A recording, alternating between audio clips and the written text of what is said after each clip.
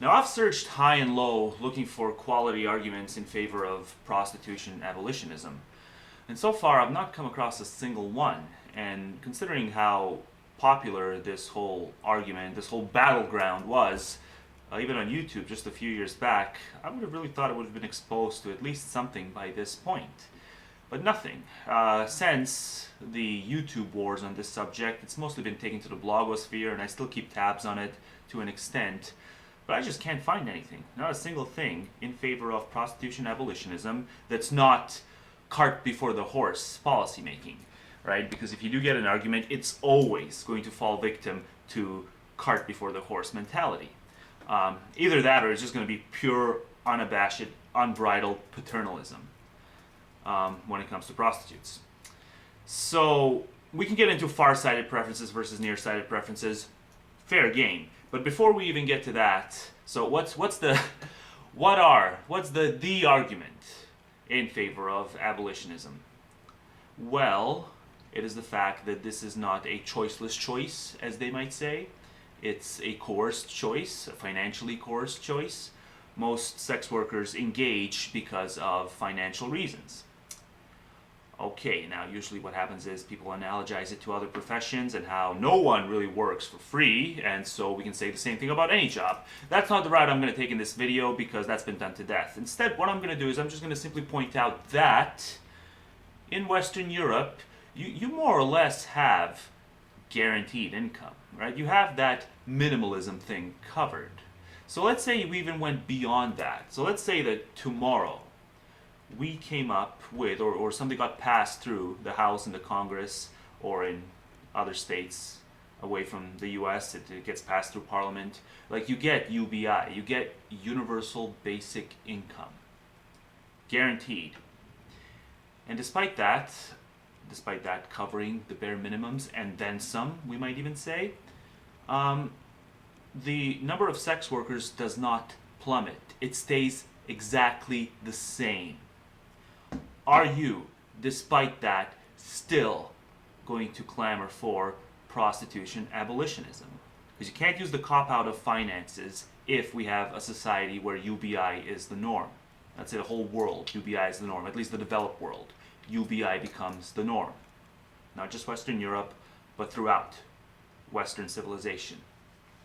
Universal basic income, whether as an economic benefit transfer or some other scheme, whichever it is, it doesn't really matter. But we know as a guarantee that every single prostitute is doing it for reasons other than surviving.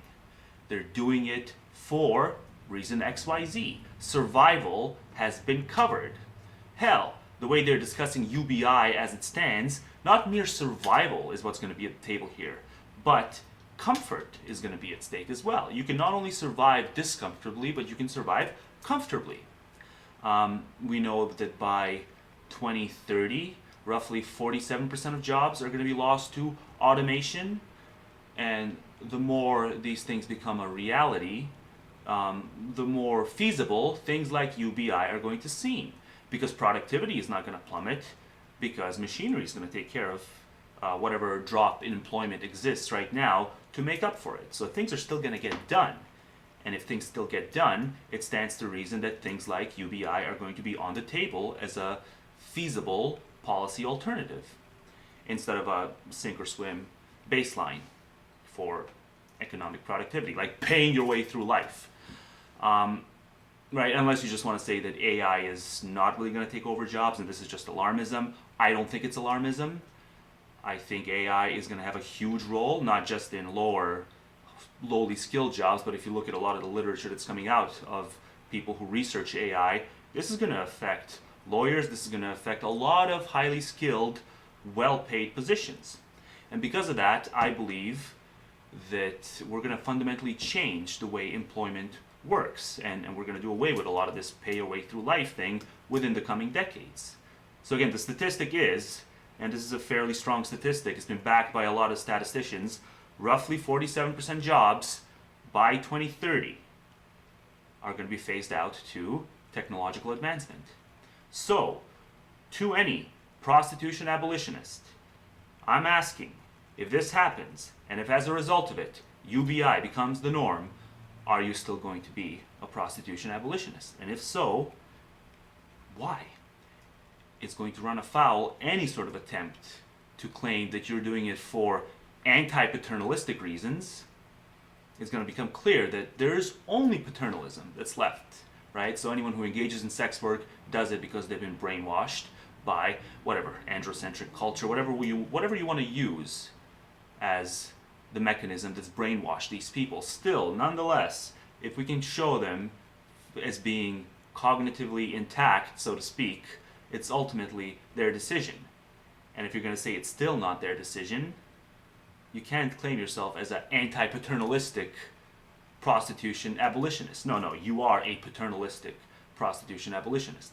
And if that's the case, then we can take it all the way down to ethics. Forget politics, we can just get to the brass ethics of this subject. So I just want to get to that. I just want to get that answered in case there are any prostitution abolitionists still on YouTube.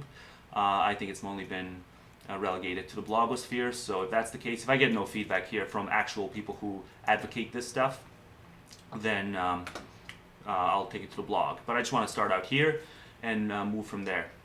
And for the record, the Nordic model is in line with abolitionism. So if you're a proponent of the Nordic model, I still consider you an abolitionist, because it still interferes with what sex workers want as the optimal clientele for them. All right, that's it. Thanks.